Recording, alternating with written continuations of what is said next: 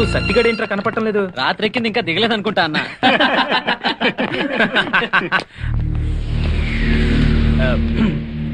Professor Ramanatham గారు నన్ను personal గా మీట్ అవ్వమన్నారు. You carry on, I'll catch up some time. Okay bye. Anand, నీతో అర్జెంట్ గా మాట్లాడాలి. ఓకే ఆనంద్, గీత నీ భార్య అయితే నేనేమవుతాను? కీప్.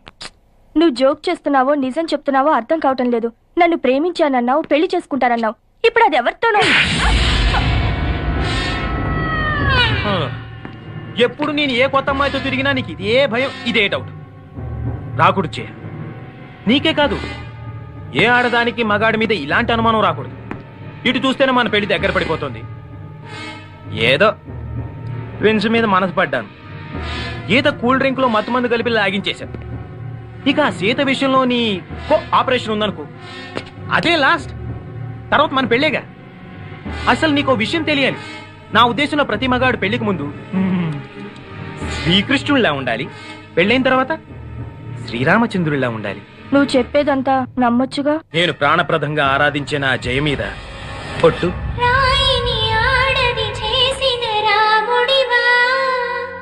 గంగను తలపై మోసే శివుడివా. నే రాముడు కృష్ణుడు కానే కాదు, నువ్వు సీతవు అసలే కాదు.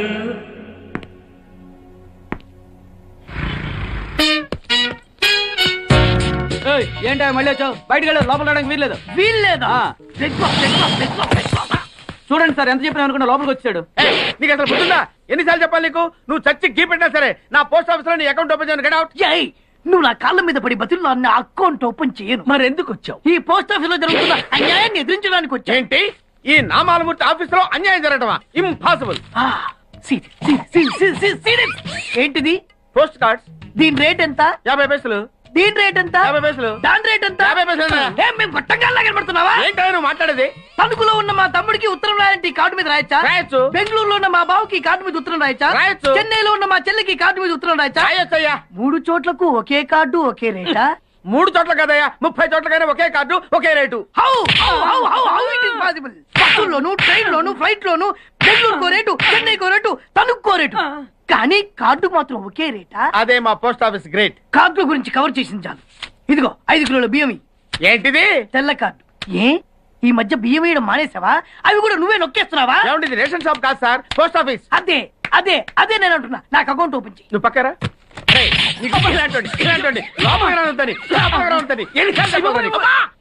అదే టైం బాబు, అగ్గిపుల్ల లేకుండా వెలిగించావు. ఆయన కడుపు మంటతో క్యాచ్ చేసాడండి. Very intelligent. ఇలా క్యాచ్ చేశాడు.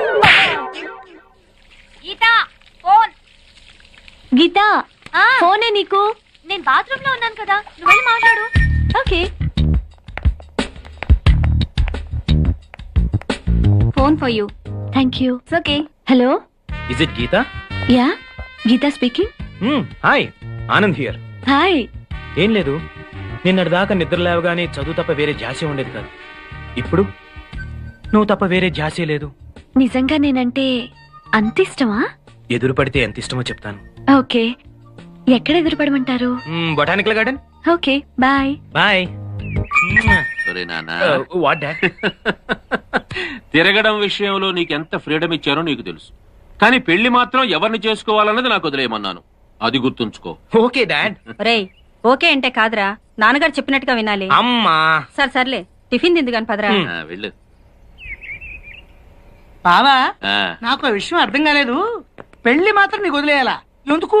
మన క్యాస్ట్ అమ్మాయిని చేసుకుందామని. ఓహో, పెళ్లికైతే మన కష్ట అమ్మాయిల్ని, ఎదవ తిరుగులు తిరగడానికైతే బయట కష్ట అమ్మాయిలునా? ఇది ఎప్పుడో రివర్స్ గేర్ లో కొట్టేద్దు బాబు. మనోడు చొక్కాలు మార్చిన తేలికే మార్చేస్తాడు అమ్మాయిల్ని. తెంగరి చొక్కాలు మారిస్తేనే ఖర్చు ఎక్కువరా. మన వాడేసుకునే ఒక్కొక్క చొక్కా 2000 అవుతుంది. అదే అమ్మాయిలైతే 5 చాలు, చెప్పొద్దు, అర్థమైపోయింది. అన్నాసి. హాయ్. హాయ్. పార్క్ రమ్మనగానే వచ్చిందంటే ఫస్ట్ కిస్ రుచి బాగా మరిగిందన్నమాట.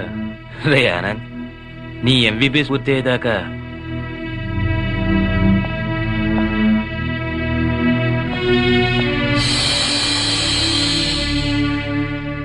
సీత హై హీల్స్ చెప్పులు వేసుకుంటుంది, నేను ఎప్పుడు మామూలు చెప్పులే వేసుకుంటాను. అమ్మని గీత మీద ఎంత ప్రేమ ఉందో సీత టెస్ట్ చేస్తుందన్నమాట. ఓకే, హాయ్ గీత. హాయ్, చెప్పండి. ఏ విషయం గీత? ఎదురుపడు ఎంత ప్రేమంతో చెప్తానని చెప్పారు కదా, చెప్పండి. చాలా ఉంది. చాలా అంటే ఎంత? ఏదో ఒక రోజు నాకు దొరుకుతావుగా, అప్పుడు తెలుసు. సిగ్గుపడితే కుదరదు. రేపు మా అన్నయ్య అడుగుతాడు, అప్పుడు కూడా ఇలాగే సిగ్గుపడతారా?